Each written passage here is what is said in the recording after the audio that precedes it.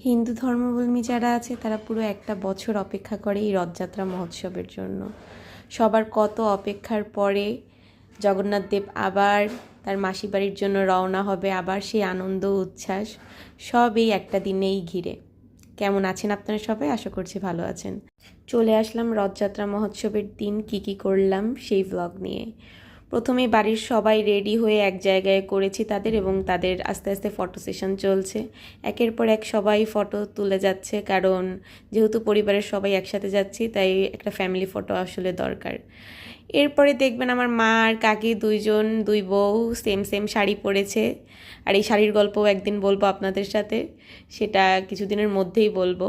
এই বছরের রথযাত্রাটা আমার জন্য একটু স্পেশাল, কারণ এইবার আমাদের বাড়ির গোপু সোনা আমাদের সাথেই রথযাত্রায় গিয়েছে। এর জন্য আমাদের বাড়ির সবাই আমরা খুশি যে সেও আমাদের সাথে রথযাত্রা দর্শন করতে যাচ্ছে।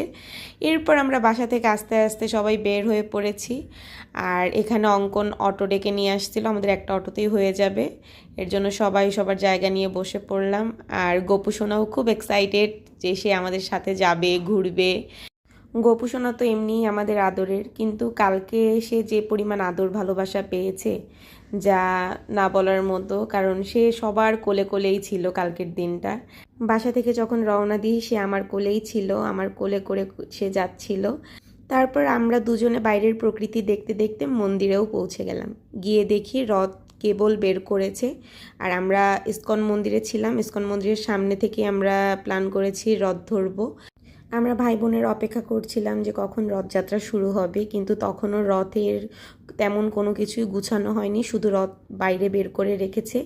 এরপর আমার গোপু সোনাকে ভালোবাসতে সবাই চলে এসেছে, কারণ সবাই গোপু সোনাকে দেখছে, আদর করছে, কোলে নিচ্ছে, মানে কেউ বাকি নাই। আমার মনে হয় আমরা ওখানে যতক্ষণ দাঁড়িয়েছিলাম একের পর এক একজন প্রণাম করছে, আদর করছে, অনেক অনেক বেশি ভালোবাসা পাইছে।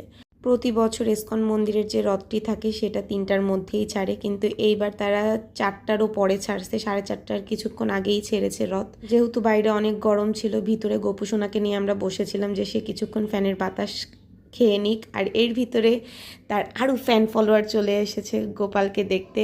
এনার নাম পূজা। পূজা গোপাল সোনাকে দেখার জন্য অনেকবার আমার কাছে আবদার করছিল। আমি বলছি গোবিন্দ কৃপা করলে অবশ্যই একদিন দেখা হবে, এবং তার সাথেও আজকে গোপু সোনার দেখা হয়ে গেল।